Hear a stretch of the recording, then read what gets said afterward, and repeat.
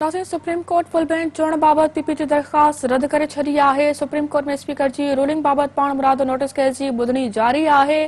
PP जे वकील Farooq H नाइक चयो त डिप्टी स्पीकर जी रूलिंग बाबत ॿुधणी जे लाइ फुल कोर्ट जोड़ी वञे। चीफ जस्टिस केस जी ॿुधणी जे लाइ फुल कोर्ट जी दरख़्वास्त रद्द करे छॾी। चीफ जस्टिस उमरता बंदयाल चयो त फुल कोर्ट सबबि ॿिया केस मुतासिर थींदा आहिनि। गुज़िरियल साल में फुल कोर्ट सबबि 10,000 केसनि में इज़ाफ़ो थियो हो।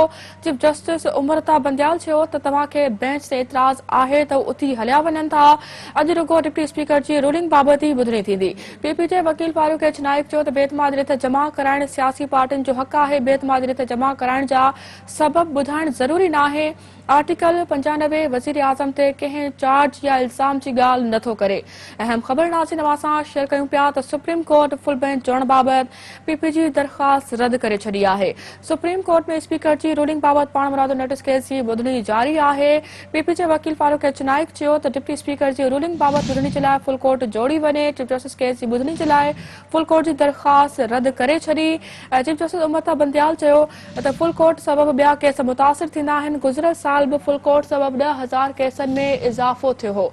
इन ई हवाले सां तफ़सील ॼाणण लाइ राब्तो कयो आहे। नाज़रीन, हवाले सां राब्तो कयो आहे इस्लामाबाद में सिंध न्यूज़ जे ब्यूरो चीफ गोहर कांग्रे सां। गोहर, अपडेट कजो इन ख़बर जे हवाले सां। जी, सुप्रीम कोर्ट में क़ौमी असम्बली में जेका डिप्टी स्पीकर रूलिंग ॾिनी हुई उन जे हवाले सां वरितल पाण मुरादो नोटिस जी सुप्रीम कोर्ट जे चीफ जस्टिस उमरता बंदयाल जी सरबराही में 5 रुकनी लार्जर बेंच ॿुधणी करे रही आहे।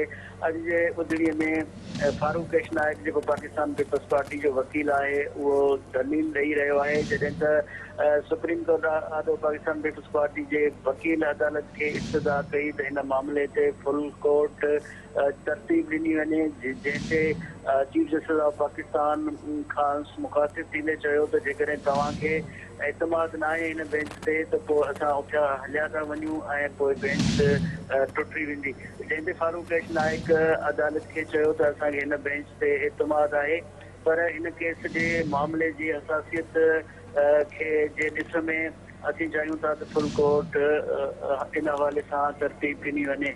पीपल्स पार्टी जे वकील जी इहा इस्तदा अदालत रद्द करे छॾी फुल कोर्ट वारी, जॾहिं त उन खां पोइ फारूक एच नाइक दलील ॾिना। फारूक एच नाइक जो इहो चवणु हो अदालत में त इहा जेका रूलिंग आहे स्पीकर जी गैर आइनी ऐं गैर कानूनी आहे, जॾहिं त उन दौरान बाबर रहमान बि ॻाल्हाइण जी कोशिशि कई, जंहिं ते ठीकु आहे गोहर, वॾी महिरबानी अवां जी हवाले सां अपडेट कयो।